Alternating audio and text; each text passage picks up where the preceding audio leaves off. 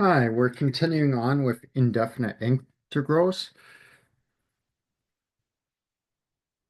So these are integrals of inverse trigonometric functions. So if we have the integral of d of x over the square root of 1 minus x squared, that's equal to sine negative 1x plus c. Similarly, if we have integral of dx over x squared plus 1, that's tan negative 1x plus c. And integral of dx over x square root of x squared minus 1 is secant negative 1 of absolute value of x plus c.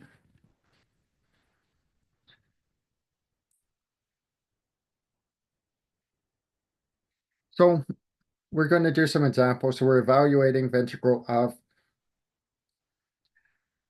3 dx over x squared plus 1. So this is just a constant, so we can factor that out. So that'd be the same as 3 times the integral of d of x over x squared plus 1.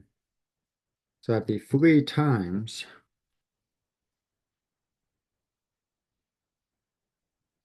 our integral of this, which we know the integral of that would be tan negative 1 of x. And we know that based off the previous screen's equations. And we also have to remember we have to put a plus c.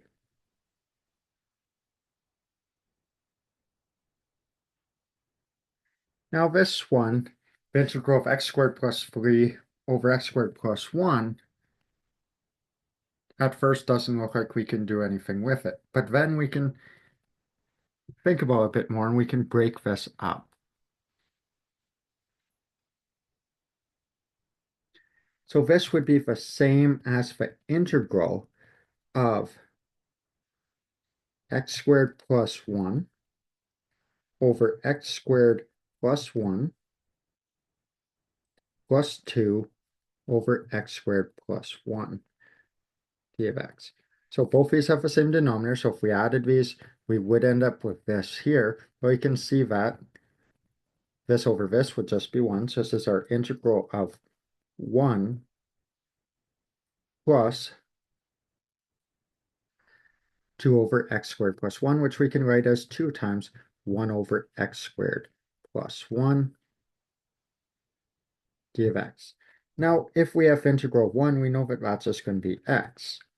And then we have plus 2, and we know our integral of 1 over x squared plus 1 is tan negative 1x. And then we have plus c.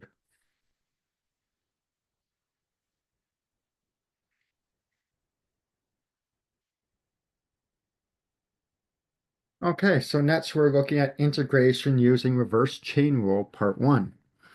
So if we have the integral of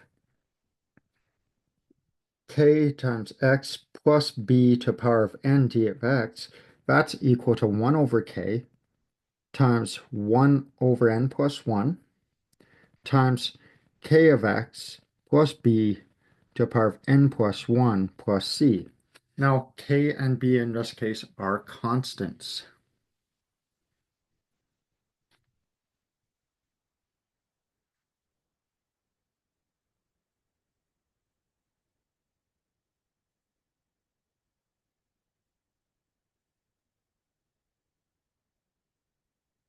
Okay, so we have the integral of 3x plus 2 to the power of 6.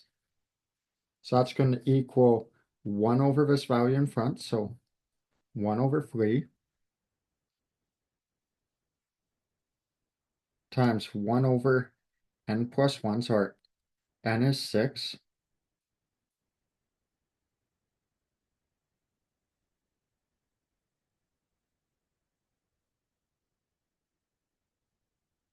And then we're going to have what we had here, so 3x plus 2. Now we'll increase our exponent to a 7, or we'll do that in the next step. So this is the power of what we had here, plus 1, and then we have plus c. So simplify this. So that's 1/3 times 1 over 7, so that's 1 over 21. times 3x plus 2 to the power of 7 plus c.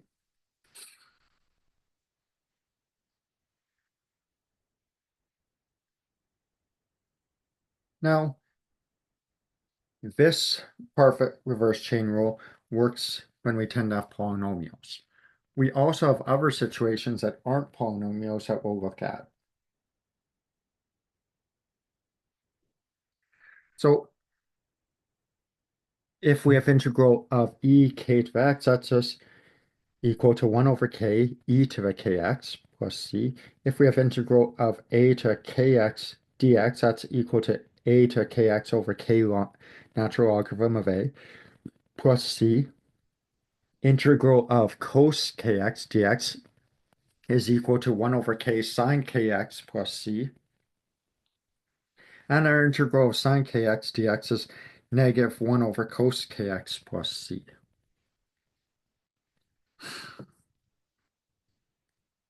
So we're going to evaluate the integral of 2e to negative 4x plus 1 over 3 cos 4x dx.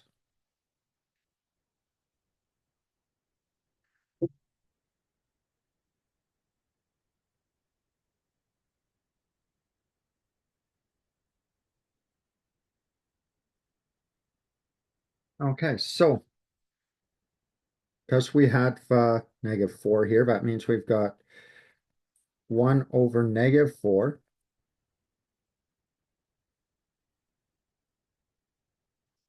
times 2e to negative 4x. And then here we've got plus 1 over this value here, so 1 over 4 times 1 over 3 sine 4x plus c. So simplifying this, that gives us negative 1 half e to the negative 4x plus 1 over 12 sine of 4x plus c.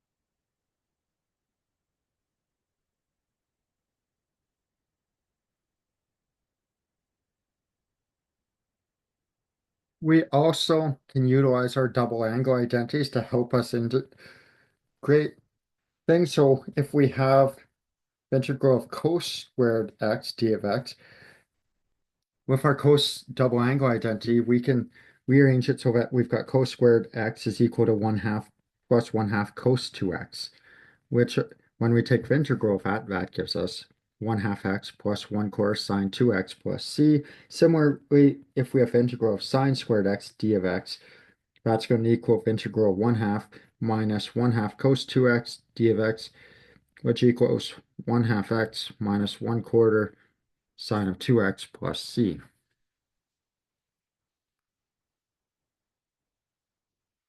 Okay, so we'll look at an example. We have the integral of sine squared d of x, or sine squared 4 theta d theta. Now, we're going to utilize this one here, but one thing to keep in mind, this was just x. Now we've got 4 theta here, so that means wherever we had an x, it's going to be replaced with 4 theta. So that's going to give us the integral of 1 half minus 1 half cos of 8 theta d theta. And then we'll take the integral of this, so this would be 1 half x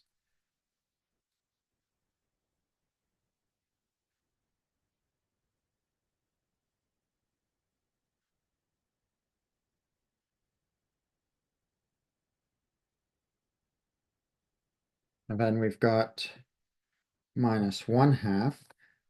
This has an 8 in here, so we'll come out and multiply that by 1 over 8.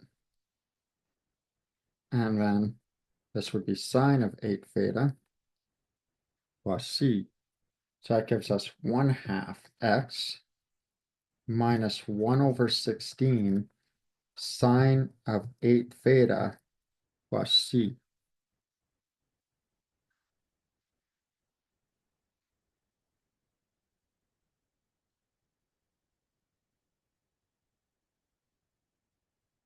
Now, look at integration of special functions. If when we see an integral, we recognize that the numerator is essentially the derivative of the denominator, then it's just going to equal the natural logarithm of that denominator plus c.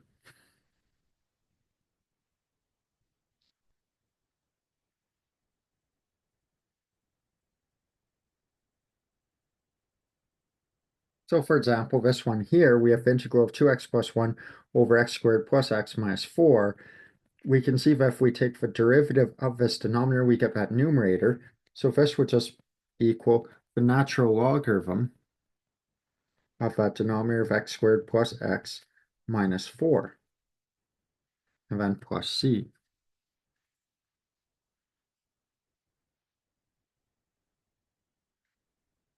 Next example, we have the integral of 7x over x squared plus 4. Now this doesn't exactly match perfectly with that because our derivative of this is 2x.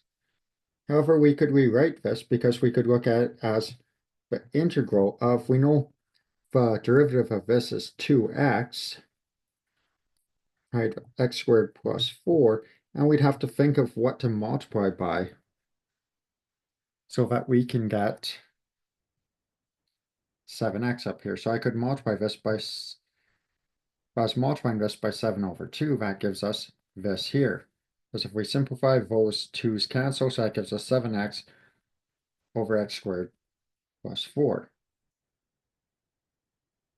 And we can move that to the front of our integral. So we'd have 7 over 2 times the integral of 2x over x squared plus 4 d of x.